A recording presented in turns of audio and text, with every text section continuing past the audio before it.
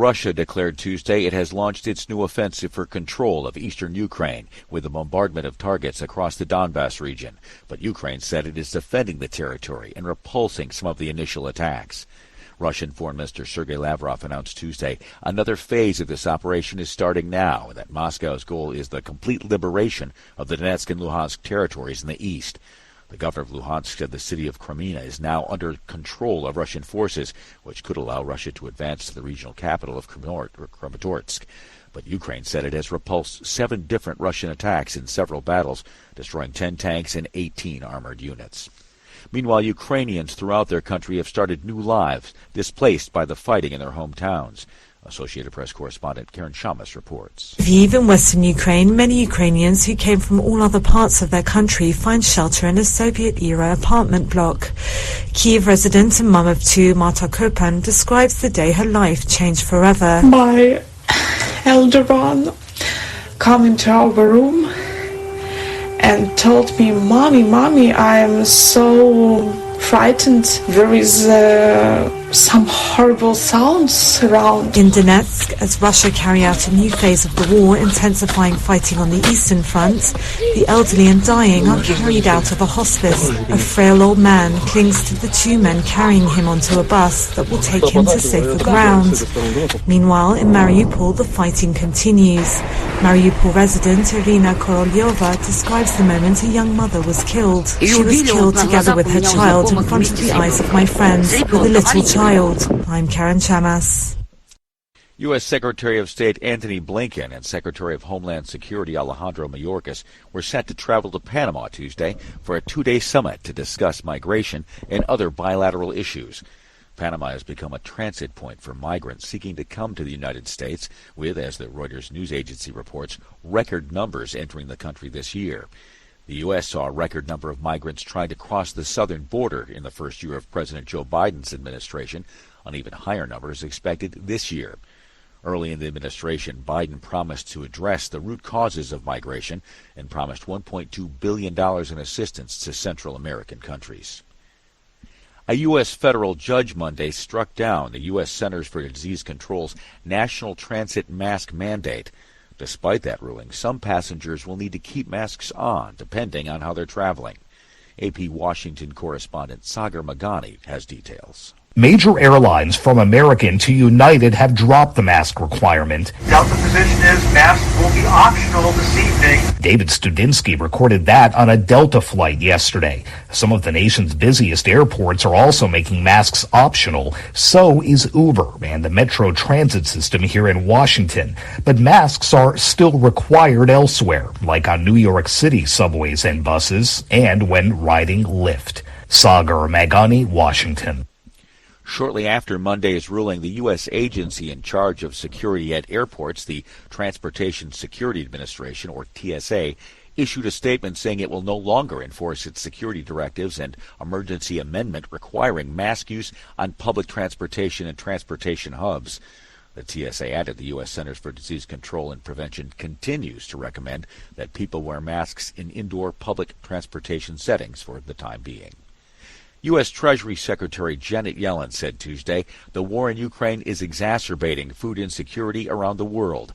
Yellen's comments came in Washington during a meeting with members of the International Monetary Fund and World Bank, where the focus is the growing crisis over food insecurity and skyrocketing food prices worldwide.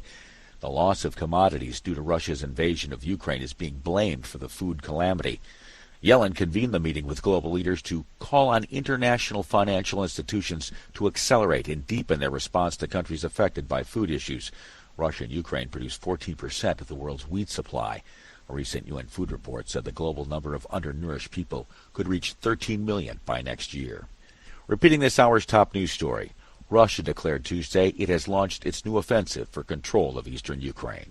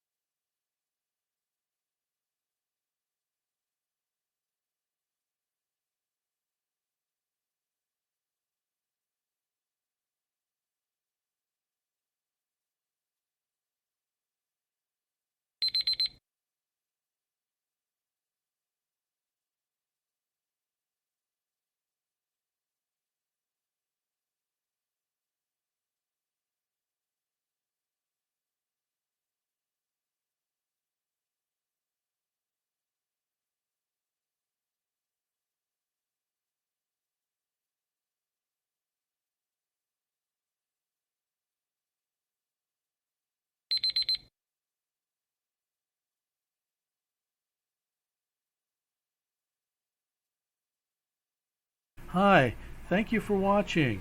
I hope the videos are useful for you. Please subscribe to my channel using the button below.